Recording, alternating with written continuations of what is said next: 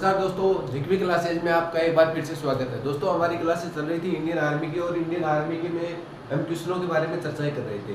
तो आज हम उसी कड़ी को आगे बढ़ाते हुए और क्वेश्चनों के बारे में चर्चा करते हैं कि कौन सा शासक कहां से 1857 की क्रांति का क्वेश्चन है और कौन सा शासक कहां से क्रांति की थी, इसके बारे में चर्चा करेंगे। और उस समय अंग्रेज अधिकारी कौन था, जो जितने भी शासक हुए थे 1857 की क्रांति भारत में जहां जिस जिस केंद्रों से क्रांति की शुरुआत की थी, किसने शुरुआत की थी, इसके बारे में हम अध्ययन करेंगे। तो बात करते हैं 1857 की क्रांति में लखनऊ से विद्रोह किसने किया था, मतलब किस शासक ने लखनऊ से विद्रोह करने का काम किया था, इसके बारे में हमने क्वेश्चन से पूछा है। ऑप्शन है नाना साहब, बेगम हजरत महल, लियाकत अली और खान बहादुर खान, ये ऑप्शन में है। और हम चर्चा करेंगे कि कहां से और किसने विद्रोह करने का काम किया। तो बात करते हैं नाना साहब ने कहां से विद्रोह किया था। तो नाना साहब ने तो कानपुर से तो विद्रोह किया था। कहां से विद्रोह किया था नाना साहब ने? कानपुर से विद्रोह किया था। इसे दबाने का काम किस अंग्रेज अधिकारी ने किया था, आपसे पूछ लिया जाए तो केप बेल एक अंग्रेज अधिकारी था। कौन? केप बेल अंग्रेज अधिकारी ने यहाँ विद्रोह दबाने का काम किया था। ठीक है दोस्तों, आगे बात करते हैं बेगम हजरत महल ने विद्रोह कहां से किया था। तो दोस्तों बात करते हैं लखनऊ से जो विद्रोह किया था वो कौन था? बेगम हजरत महल ने किया था। वहीं पर भी शासक कौन था, अंग्रेज शासक कौन था? तो केप बेल ही वहां पे था। केप बेल ने विद्रोह दबाने का काम किया। ठीक है दोस्तों, आगे बात करते हैं झांसी से विद्रोह किसने किया था? झांसी से विद्रोह किया था रानी लक्ष्मीबाई ने। किसने किया था? रानी लक्ष्मीबाई ने क्या किया था? विद्रोह किया था। और इसे दबाने का काम किसने किया था? तो एक अंग्रेज अधिकारी था, हुरोज अंग्रेज अधिकारी ने इस विद्रोह को दबाने का कार्य किया था। इसने क्या कर दिया था? रानी लक्ष्मीबाई को गोली मारकर रानी लक्ष्मीबाई की हत्या कर दी थी। आगे बात करते हैं लियाकत अली ने कहां पे विद्रोह किया था? तो इलाहाबाद से लियाकत अली ने विद्रोह करने का काम किया था। लियाकत अली ने कहा विद्रोह किया था? इलाहाबाद में विद्रोह किया था। और इसे दबाने का काम किसने किया था? कर्नल नील नामक एक अंग्रेज अधिकारी था, कर्नल नील। इसने इस विद्रोह को दबाने का काम किया था। आगे बात करते हैं खान बहादुर खान ने कहा विद्रोह किया था, आपसे पूछ लिया जाए तो खान बहादुर खान ने विद्रोह किया था दोस्तों बरेली से विद्रोह किया था। और इसे दबाने का काम किसने किया था? केप बेल ने इसे दबाने का काम किया था। तो ये विद्रोह कहां से हुआ? बरेली से। खान बहादुर खान ने बरेली से विद्रोह किया। इसे दबाने का काम किसने किया? इस अंग्रेज अधिकारी ने किया था। तो केप बेल ने किया था, केप बेल ने। ठीक है दोस्तों, आगे और हम चर्चा करते हैं कि एक और जगह का पूछा जाता है कि फैजाबाद पे विद्रोह करने का काम किसने किया था। तो फैजाबाद में विद्रोह करने का काम मौलवी अहमद सादुल्ला ने किया था। तो फैजाबाद में लिखो दोस्तों, फैजाबाद में विद्रोह किसने किया था? तो फैजाबाद में विद्रोह आपसे पूछ लिया जाए तो मौलवी अहमद सादुल्ला खान ने। मौलवी अहमद लिखो दोस्तों, मौलवी अहमद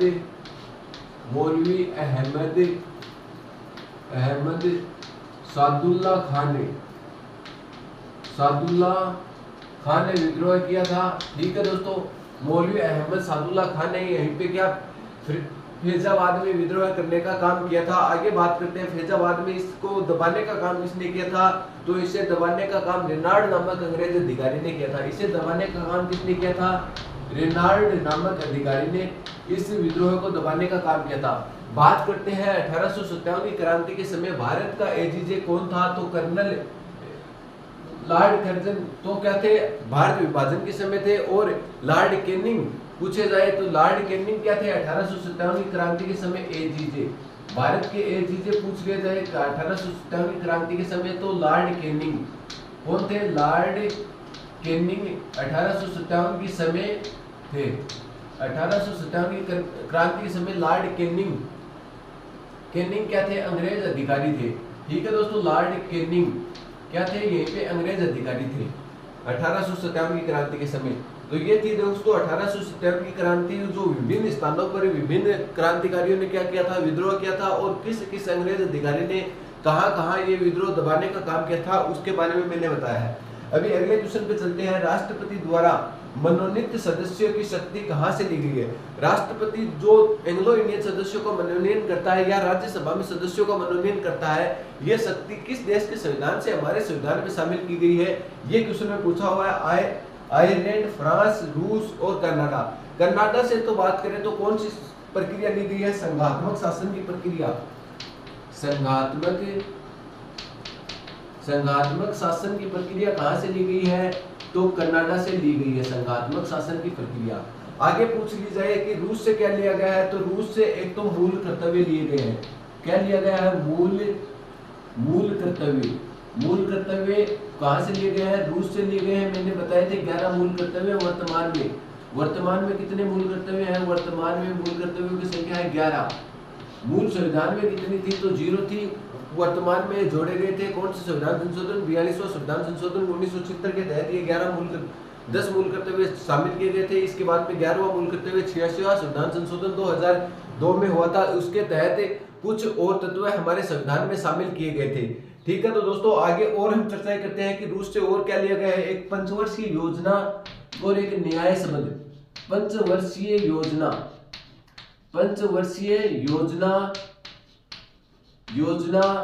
व न्याय संबंध। हमारे संविधान में न्याय शब्द कहां से लिया गया? आपसे पूछ लिया जाए तो रूस के संविधान से हमारे संविधान में शामिल किया गया है। और पंचवर्षीय योजना भी हमारे संविधान में रूस के संविधान से शामिल की गई है। ठीक है दोस्तों, फ्रांस से कौन सा शब्द लिया गया है? तो गणतंत्र शब्द। गणतंत्र शब्द कहां से लिया गया है? आपसे पूछ लिया जाए तो गणतंत्र शब्द भी फ्रांस से लिया गया है। और आगे बात करते हैं फ्रांस से। जीएसटी शब्द भी फ्रांस से लिया गया है। 101वां संविधान संशोधन 101वां संशोधन के तहत ये क्या की गई थी? शामिल की गई थी। और किस अनुच्छेद की बात करें तो अनुच्छेद 279A में शामिल की गई थी। अनुच्छेद 279A में शामिल की गई थी।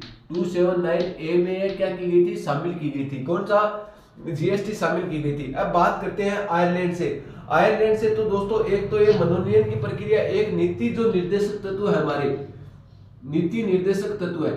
नीति निर्देशक तत्व भी कहां से लिए गए हैं? नीति निर्देशक तत्व भी हमारे संविधान में भाग 4 अनुच्छेद 35 तक तो किसका वर्णन मिलता था? मूल अधिकारों का वर्णन मिलता था। उसके बाद में आगे बात करते हैं 36 से 51 तक। अनुच्छेद 36 से 51 तक इसका वर्णन मिलता है। अनुच्छेद 36 से 51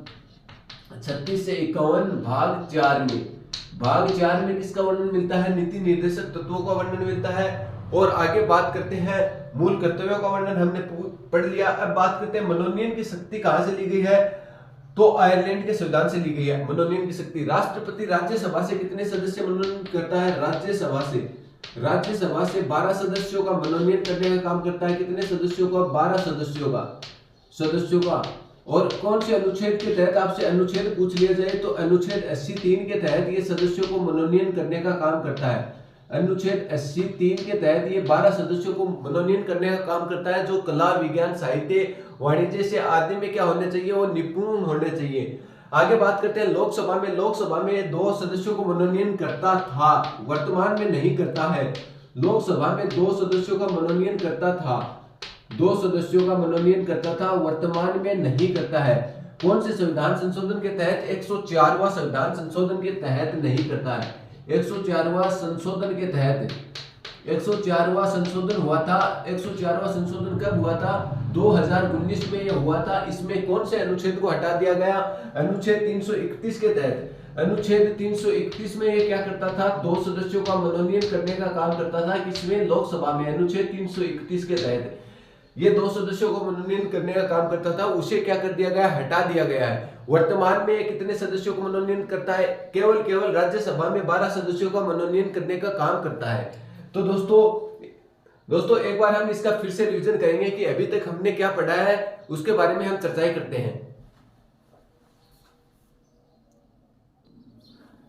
दोस्तों हम एक बार फिर से चर्चा करते हैं कि हमने क्या पढ़ा था। अभी हमने क्या पढ़ा? 1857 की क्रांति में लखनऊ से किसने विद्रोह किया था? बात करते हैं।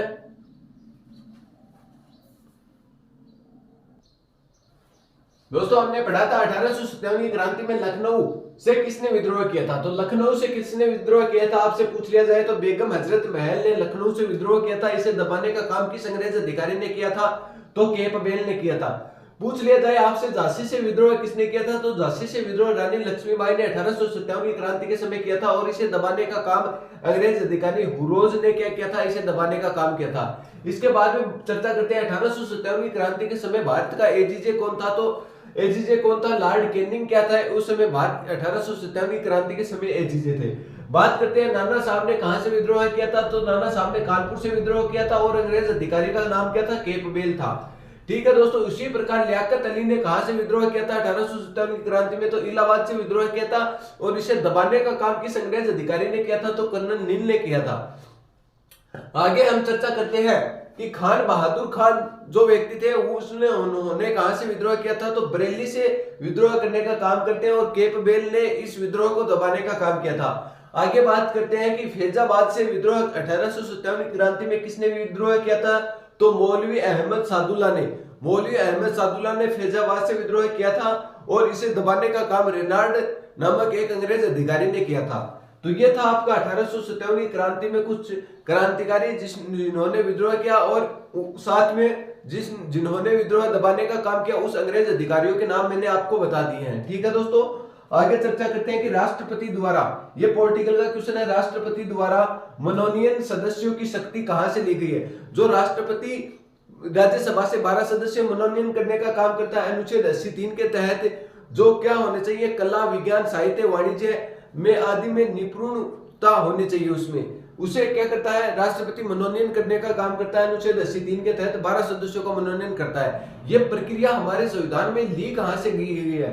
तो इसके बारे में चर्चा करें तो यह आयरलैंड के संविधान से ली गई है। आयरलैंड के संविधान से दूसरी क्या चीज ली गई है? नीति निर्देशक तत्व भी आयरलैंड के संविधान से हमारे संविधान में शामिल किए गए हैं। इसका वर्णन अनुच्छेद 36 से 51 तक मिलता है और भाग की बात करें तो भाग 4 में इसका वर्णन मिलता है। ठीक है दोस्तों, जो लोकसभा में 2 सदस्यों का मनोनयन करता है वह वर्तमान में हटा दिया गया है। 104वां संविधान संशोधन हुआ था 2019 में, उसके तहत लोकसभा से जो 2 एंग्लो इंडियन सदस्यों का मनोनयन किया जाता है उसे हटा दिया गया है और वर्तमान में किस अनुच्छेद को हटाया गया है? अनुच्छेद 331 को हटा दिया गया है। ठीक है दोस्तों, आगे बात करते हैं फ्रांस से हमारे संविधान में कौन सी चीजें शामिल की गई है?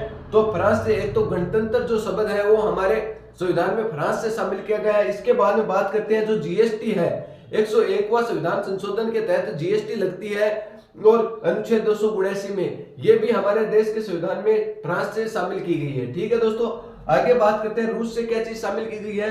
तो रूस से मूल कर्तव्य शामिल किए गए हैं। मूल कर्तव्य रूस से शामिल किए गए हैं। और बात करते हैं आगे पंचवर्षीय योजना और जो न्याय हमारे संविधान में प्रस्तावना में 3 प्रकार के न्याय थे, सामाजिक, आर्थिक और राजनीतिक न्याय। ये शब्द कहां से शामिल किए गए हैं हमारे संविधान में? तो ये शब्द हमारे संविधान में रूस के संविधान से शामिल किए गए हैं। बात करते हैं मूल कर्तव्य जो शामिल किए गए थे उस समय आपसे पूछ लिया जाए क्वेश्चन की मूल संविधान में मूल कर्तव्यों की संख्या कितनी थी? तो मूल संविधान में मूल कर्तव्यों की संख्या थी 0, वर्तमान में 11 है। 42वां संविधान संशोधन 1976 के तहत जोड़े गए थे, 10 मूल कर्तव्य जोड़े गए थे। 11वां मूल कर्तव्य था निःशुल्क एवं अनिवार्य शिक्षा का अधिकार। यह मूल कर्तव्य कब जोड़ा गया था आपसे पूछ लिया जाए तो यह मूल कर्तव्य जोड़ा गया था 86वां संविधान संशोधन 2002 के तहत।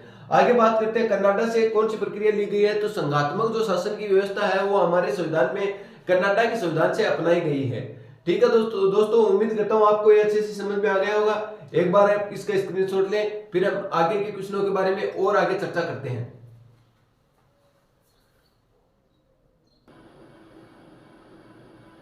दोस्तों आगे बात करते हैं खिलजी वंश के शासनकाल कहां से कहां तक रहा है। खिलजी वंश के शासनकाल में हमें पूछा है कि कहां से कहां तक रहा है। 1206 से 1290 तक, 1290 से 1320 तक, 1320 से 1414 तक और 1414 से 1451 तक। ये भी कई बार आर्मी में क्वेश्चन पूछा जाता है कि किस शासन का शासनकाल कहां से कहां तक था। तो बात करते हैं 1206 से 1290 तक किस वंश का शासन था? गुलाम वंश का शासन था। कौन से वंश का? गुलाम वंश का शासन था। गुलाम वंश का शासन था। इसके सहस्थापक आपसे पूछ लिए जाए, सहस्थापक कौन है? तो इसके सहस्थापक आपसे पूछ लिए जाए तो कुतुबुद्दीन ऐबक क्या थे? इसके सहस्थापक थे। गुलाम वंश के सहस्थापक आपसे पूछ लिए जाए तो कुतुबुद्दीन ऐबक। कुतुबुद्दीन ऐबक, कुतुबुद्दीन ऐबक क्या थे, इसके संस्थापक थे। आगे बात करते हैं खिलजी वंश। खिलजी वंश का कार्यकाल कहां से कहां तक था, 1290 से 1320 वंश तक किसका था, खिलजी वंश का था। इसके संस्थापक आपसे पूछ लिए जाए, संस्थापक कौन है, संस्थापक है जलालुद्दीन खिलजी। कौन है, जलालुद्दीन खिलजी, जलालुद्दीन खिलजी। जलालुद्दीन खिलजी क्या है, इसके संस्थापक माने जाते हैं। इसके बाद में आते हैं अलाउद्दीन खिलजी। ठीक है दोस्तों, आगे बात करते हैं 1320 से 1414 तक किसका शासनकाल रहा, तो तुगलक वंश का शासनकाल रहा था। तुगलक वंश के संस्थापक कौन माने जाते हैं, तो गयासुद्दीन तुगलक इसके संस्थापक माने जाते हैं। तो यहीं पे किसका शासनकाल रहता है, तुगलक वंश का। किसका, तुगलक वंश का। तुगलक वंश का संस्थापक कहां से कहां तक था आपसे पूछ लिया जाए, तो 1320 से 1414 तक रहता है। और गयासुद्दीन तुगलक क्या थे, इसके संस्थापक थे। संस्थापक आपसे पूछ लिया जाए, संस्थापक कहां से कहां तक था, तो संस्थापक आगे आपसे पूछ लिया जाए तो गयासुद्दीन तुगलक थे।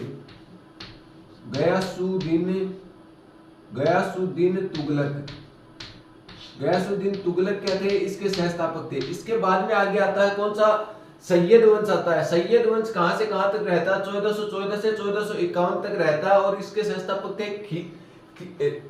संस्थापक थे खिज्र खां। ठीक है दोस्तों, तो कौन सा वंश था ये, सैयद वंश।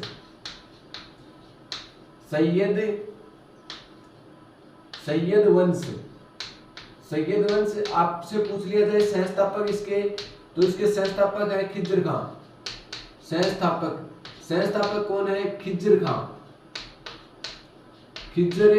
खां क्या है, इसके संस्थापक को। तो आपको कई बार इसके संस्थापक भी आपसे पूछे जाते हैं, ये खास करके आर्मी में इस प्रकार के क्वेश्चन आते रहते हैं। ठीक है दोस्तों, इसके बाद में बात करते हैं 1451 से लेकर 1456 तक किसका शासनकाल रहता है, 1451 से 1456 तक ये शासक, 1426 तक किसका शासनकाल रहता है, लोधी वंश का।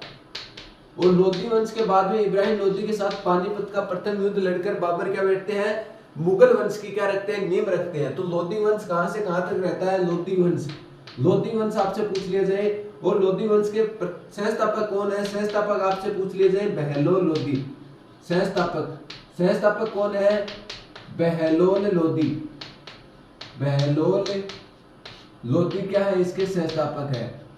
बहलोल लोधी इसके संस्थापक है। ठीक है दोस्तों, तो 1451 से लेकर 1426 तक क्या रहता है, 1526 तक। पानीपत का युद्ध 1526 में तो होता है, 21 जून 1526 को होता है। तो लोधी वंश 1451 से लेकर 1426 तक रहते हैं। लोधी वंश के संस्थापक हैं बहलोल लोधी। ये था हमारे जो मध्यकालीन में मुगल वंश से पहले के जो संस्थापक हुए थे उनके बारे में हमने चर्चा की। आगे बात करते हैं निम्नलिखित में से कौन सा दर्रा हिमाचल प्रदेश में स्थित है। हिमाचल प्रदेश में दर्रा पूछा है, ये जो माना दर्रा है या नाथुला दर्रा है या रोहतांग दर्रा है या जोजिला दर्रा है। तो जोजिला दर्रा कहाँ स्थित है, नाथुला दर्रा कहाँ स्थित है, माना दर्रा कहाँ स्थित है, ये हम सभी दर्रों के बारे में बात करेंगे। तो माना दर्रा और नीति दर्रा कहाँ स्थित है, माना दर्रा और नीति दर्रा ये दोनों दर्रे कहाँ स्थित है, ये दोनों दर्रे उत्तराखंड में स्थित है। कहाँ, उत्तराखंड में स्थित है। ठीक है दोस्तों, आगे बात करते हैं नाथुला दर्रा और तिजू दर्रा। कौन सा दर्रा, नाथुला दर्रा, तिजू दर्रा और कौन सा एक और दर्रा दोस्तों, एक हो गए, दो दर्रे हो गए। इसके बाद में आगे तीसरे दर्रे की बात करते हैं जेलपाल दर्रा। जेलपोल दर्रा कहाँ स्थित है, ये तीनों ही दर्रे कहाँ स्थित है आपसे पूछ लिए जाए तो तीनों ही दर्रे सिक्किम में स्थित है। सिक्किम में कौन से दर्रे स्थित है, जोलपाल दर्रा, नाथुला दर्रा और कौन सा दर्रा, तिजू दर्रा सिक्किम में स्थित है। तो ये तीनों ही दर्रे सिक्किम में स्थित है। आगे बात करते हैं जोजिला दर्रा कहाँ स्थित है, तो जोजिला दर्रा जम्मू एंड कश्मीर में स्थित है। ये कहाँ स्थित है, जम्मू एंड कश्मीर में स्थित कौन सा दर्रा है, जोजिला दर्रा जम्मू एंड कश्मीर में स्थित है। आगे बात करते हैं रोहतांग दर्रा और एक दर्रा कौन सा, बड़ा लेचा दर्रा। बड़ा लेचा दर्रा, ये दोनों ही दर्रे कहाँ स्थित है? हिमाचल प्रदेश में स्थित है। हिमाचल प्रदेश में स्थित है। तो ये थे दोस्तों दर्रे। जो जर्जिला दर्रा है वो जम्मू कश्मीर में है, और बड़ा लाचा दर्रा कहाँ पर है? हिमाचल प्रदेश में। रोहतांग दर्रा कहाँ है? हिमाचल प्रदेश में। आपसे पूछ लिया जाए नीति दर्रा कहाँ स्थित है, तो नीति दर्रा और तिजू दर्रा और जेरपाल दर्रा कहाँ स्थित है? तो सिक्किम में स्थित है। आपसे पूछ लिया जाए मान दर्रा और नीति दर्रा कहाँ स्थित है, तो ये दर्रे उत्तराखंड में स्थित है। एक दोस्तों आपको दर्रे का नाम बताना है कि अरुणाचल प्रदेश में कौन सा दर्रा स्थित है, उसका आपको नाम बताना है। कमेंट पे हमें ये बताना है कि जो अरुणाचल प्रदेश में स्थित दर्रा है उसका क्या नाम है। ठीक है दोस्तों, जो आगे बात करते हैं, हमने किसके बारे में चर्चा की थी? वंशों के बारे में चर्चा की थी। खिलजी वंश का शासनकाल कहां से कहां तक रहता है? तो हमने सर्वप्रथम बात की थी, शुरुआत कहां से होती है? मध्यकालीन भारत की। तो मध्यकालीन भारत की 1206 से 1290 तक कौन सा शासक रहता है? गुलाम वंश रहता है। गुलाम वंश के संस्थापक मैंने कौन बताए हैं? कुतुबुद्दीन ऐबक बताए हैं। इसके बाद में दूसरा शासनकाल आता है खिलजी वंश का। खिलजी वंश 1290 से 1320 तक रहता है, और जलालुद्दीन खिलजी क्या है? इसके संस्थापक माने जाते हैं। आगे बात करते हैं तुगलक वंश। तुगलक वंश के संस्थापक कौन है? तुगलक वंश कब से कब तक रहता है? पहले तो बात करते हैं 1320 से 1414 तक तुगलक वंश रहता है, और इसके संस्थापक माने जाते हैं गयासुद्दीन तुगलक को। ठीक है दोस्तों, आगे बात करते हैं सैयद वंश। सैयद वंश कहां से कहां तक रहता है? 1414 से लेकर 1451 तक तो सैयद वंश रहता है, और इसके संस्थापक आपसे पूछ लिए जाए तो इसके संस्थापक है खिजर खां, इसके संस्थापक है। आगे बात करते हैं 1451 से लेकर 1526 तक। 1526 तक लोधी वंश रहता है, और लोधी वंश के संस्थापक आपसे पूछ लिए जाए तो लोधी वंश के संस्थापक कौन है? बहलोल लोधी। लोधी वंश के क्या है? संस्थापक माने जाते हैं। ठीक है, तो दोस्तों आज की कक्षा में इतना ही अध्ययन करेंगे। जो बचे हुए टॉपिक है वो आगे की कक्षाओं में हम अध्ययन करते रहेंगे। उम्मीद करता हूँ आपको जो मैं पढ़ा रहा हूँ वो अच्छे से समझ में आ रहा है। तो चैनल को ज्यादा से ज्यादा लोगों को शेयर कीजिए, और आप भी इस चैनल को सब्सक्राइब करके रखें, ताकि आने वाले आगामी भर्तियों के नोटिफिकेशन आप तक जल्द से जल्द पहुंच सके। दोस्तों आज के लिए इतना ही, धन्यवाद।